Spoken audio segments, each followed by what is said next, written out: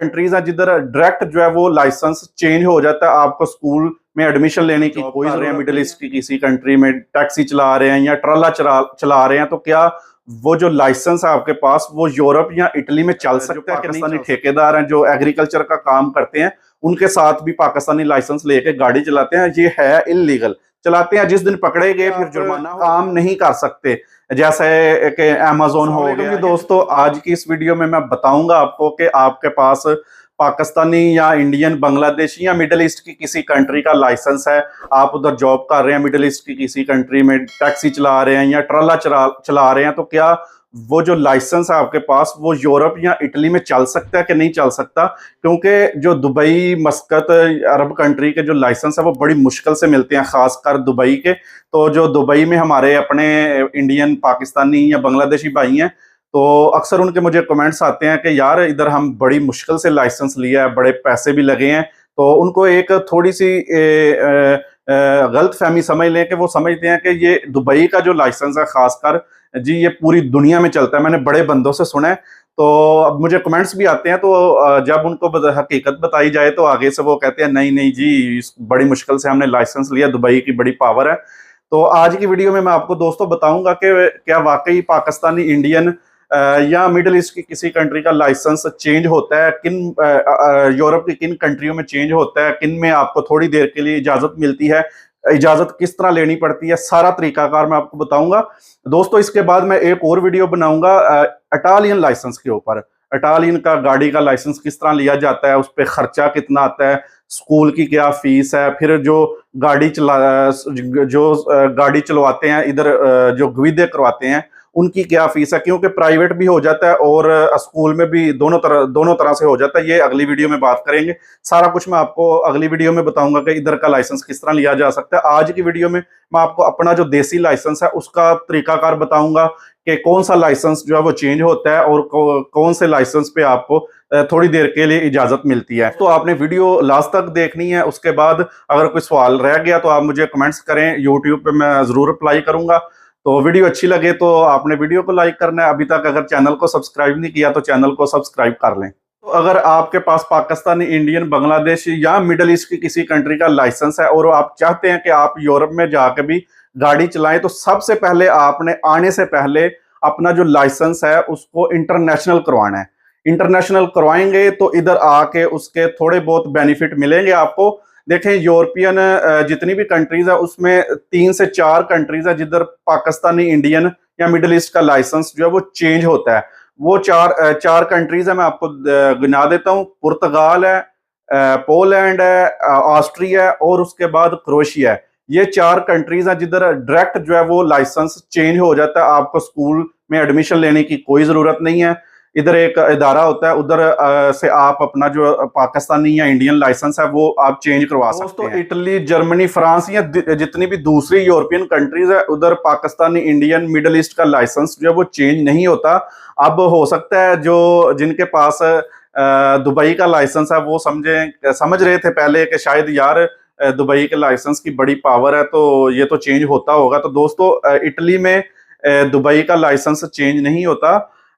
मुझे पता है कि दुबई का लाइसेंस बड़ी मुश्किल से मिलता है, उसका बड़ी पावर है, ये मुझे पता है। पर दोस्तों, कंट्री टू कंट्री जो है वो मुआहदे होते हैं, कॉन्ट्रैक्ट होते हैं। तो मैंने सुना है कि पहले जो दुबई का लाइसेंस था वो चेंज होता है, अब नहीं हो रहा। तो फिलहाल नहीं हो रहा, हो सकता है नेक्स्ट चेंज हो जाए, फिलहाल नहीं हो रहा। तो अब अगर आपके पास देसी लाइसेंस है अपने मुल्क का, तो उसमें इटली जो है वो साल 1 की इजाजत देता है, जर्मनी जो है वो 6 महीने की इजाजत देता है अगर आपके पास इंटरनेशनल लाइसेंस है, ठीक है। इसी तरह फ्रांस भी 6 महीने की इजाजत देता है, दूसरी कंट्रीज भी 6 महीने, कोई कंट्री साल की देती है, कुछ 6 महीने की इजाजत दे देते हैं लाइसेंस अगर इंटरनेशनल है।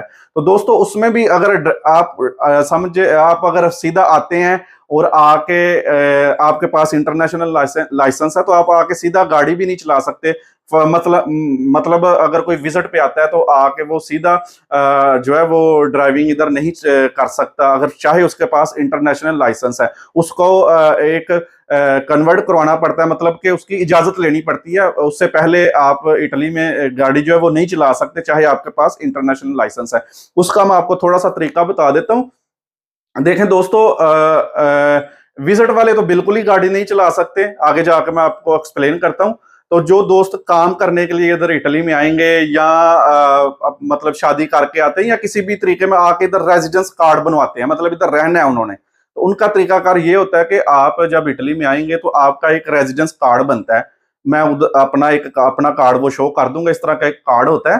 तो ये बनता है कमूने से, जैसे समझ लें पाकिस्तान में यूनियन काउंसिल होती है, इधर एक इसी तरह का एक अदारा होता है। उधर जिस घर में बंदा रहता है उसका एड्रेस होता है, उस एड्रेस पे वो ना रेजिडेंस कार्ड बनता है। तो दोस्तों जिस दिन रेजिडेंस कार्ड बनता है उसके साल के अंदर अंदर आपने अपील करनी होती है। अगर आपके पास इंटरनेशनल लाइसेंस है फिर आपको 1 साल की इजाजत मिलेगी। मतलब अगर फर्ज कर लें अप्रैल मई है जी, मई का महीना चल रहा है, 1 मई को आपने जो है रेजिडेंस कार्ड बनवाया, तो अगले साल मई तक 1 मई तक आपको पास चांस है कि आपके पास अगर इंटरनेशनल लाइसेंस है अपनी कंट्री का, तो आप एक इदारा होता है, इधर जाके आप जो है वो एक पेपर मिलता है, साल 1 की इजाजत मिलती है, वो आप ले सकते हैं और 1 साल की इजाजत मिलती है, उससे ज्यादा नहीं मिलती।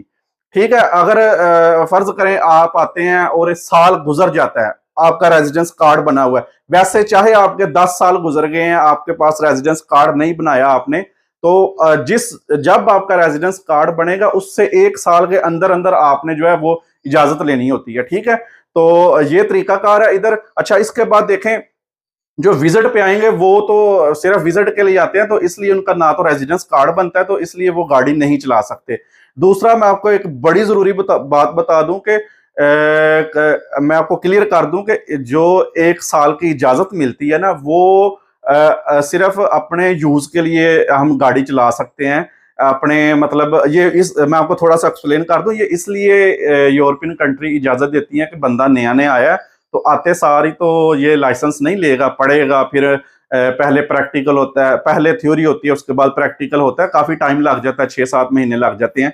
तो ये आर्जी तौर पे इजाजत देते हैं। इस पे आप सिर्फ अपना घरेलू समझ लें कि यूज कर सकते हैं, आपने आपकी फैमिली, आप अपनी फैमिली को बाहर ले जाएं, बच्चों को स्कूल छोड़ आएं, या आपने कहीं आगे पीछे जाना है, इस पे आप काम नहीं कर सकते। जैसे कि अमेजोन हो गया या डिलीवरी का कोई भी काम है, आप नहीं कर सकते। ठीक है, डिलीवरी जो पिज्जा डिलीवरी होती है, लीगल देखा जाए तो वो भी नहीं कर सकते, पर बहुत सारे हमारे पाकिस्तानी ये करते हैं काम, पर लीगल देखा जाए तो उस पर काम की कोई इजाजत नहीं होती।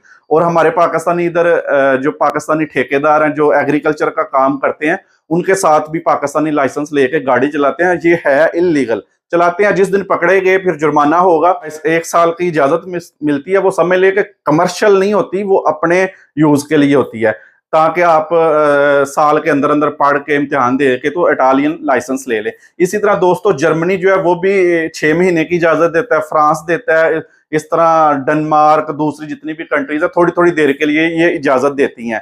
तो दोस्तों ये तरीकाकार है। अगर आप समझते हैं कि जी हम जाएंगे, हमारे पास लाइसेंस है, इंटरनेशनल है, या जी नॉर्मल लाइसेंस है, हम जाके उधर जो है ये गाड़ी चला लेंगे, तो ऐसा नहीं है। आपको इधर आके लाइसेंस लेना पड़ेगा, फिर ही आप गाड़ी चला सकेंगे। अगली वीडियो में मैं आपको बताऊंगा कि इटली का लाइसेंस किस तरह लिया जा सकता है, कौन कौन सी लैंग्वेज में इम्तिहान होता है, खर्चा कितना आता है, सारा कुछ अगली वीडियो में बात करेंगे। तो वीडियो आपको कैसी लगी है कमेंट्स करके बताएं। इंशाल्लाह जी एक नई वीडियो के साथ फिर मिलूंगा। अल्लाह हाफिज।